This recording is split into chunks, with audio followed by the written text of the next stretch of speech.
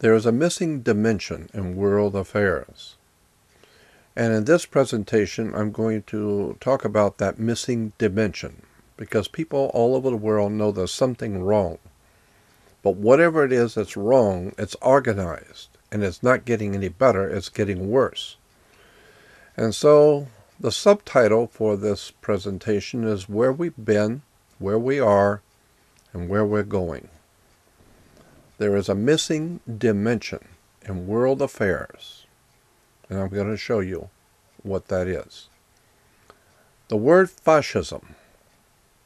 If you go to the World Book Encyclopedia and look up fascism, the word is fascism, World Book Encyclopedia, and look up the word fascism, you will see that life under fascism starts off with the political life. In most cases, fascists have come to power after the nation has suffered an economic collapse, a military defeat, or some other disaster. My God, that's us in America. Economic collapse, military defeat, some other disaster. The fascists win mass support by promising to revive the economy and restore national pride. They may also appeal to the fear of communism or the hatred of Jews or other minorities. In time, fascists may gain control of the government through peaceful elections or by force. After the fascist party takes power, its members replace men and women in the executive, judicial, and legislative branches of government, and in most cases one individual, usually a dictator with great popular appeal, becomes the leader of the government. Fascists permit no other political parties, no opposition to their policies. The fascist desire for national glory leads to an increase in military spirit and the buildup of the armed forces. After the military forces become strong enough, they may invade and occupy other countries.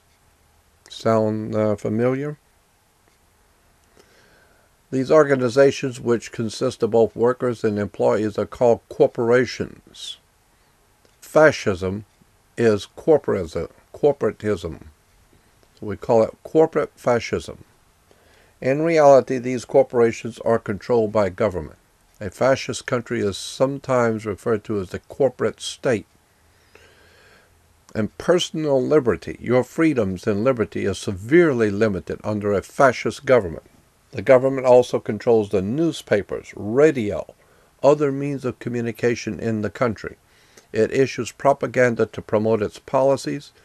It practices strict censorship to silence all opposing views. So much for fascism. The symbol for fascism is a bundle of sticks, a bundle of rods with a hatchet head. Look up the word in the dictionary, encyclopedias, go on the web, and learn more about this symbol called a fasces, F-A-S-C-E-S, a bundle of sticks with a hatchet head. Here in one dictionary it says fasces, a bundle of rods containing an axe with the blade projecting, worn and brawn before Roman magistrates as an emblem of official power. So fasces was a Roman symbol for political power. Caesar. And the reason why it's a bundle of sticks, because you can break one stick easy, but if you put a bunch of sticks together, it becomes what George Bush calls a coalition.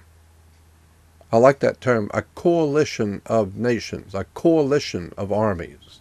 It's not just one army. We have many good people fighting with us. It's a coalition, or a group of sticks.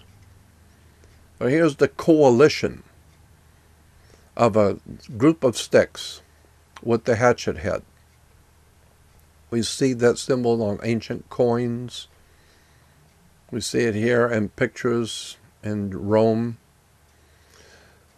The fasci is a very famous symbol for the ancient Roman Empire. Here you have Here it says it's the power of life and death. Pontius Pilate, or the emperor here, were followed by a lictor, who held the fasces. This was an axe bound in a bundle of sticks. It symbolized the official's power to punish and execute people.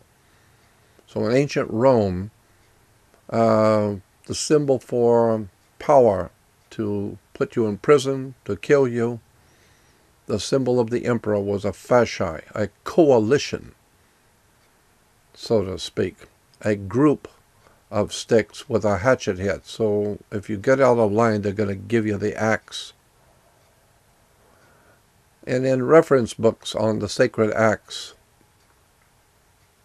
we have pictures of the sacred axe, the fasci, on the ancient coins.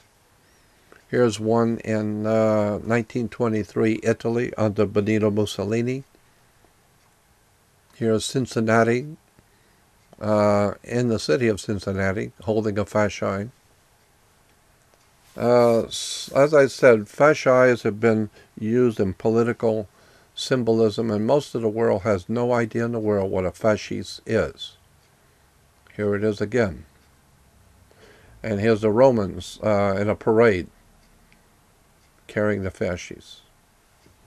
Here in the United States, where the President gives his State of the Union speech, you will see on both sides of the podium a fasces, because Washington, D.C. represents world fascism.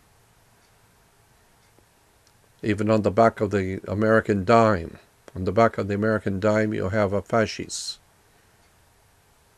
Here in Rome, you have the papal tiara, which is the triple crown, the keys of the papacy, the triple crown, and then above the triple crown you will see the double fasci, a crossing of the fasces. This is a Roman Catholic symbol, crossing Roman fasces. Here it is again. Here it is in Rome. Here it is in the United States Senate.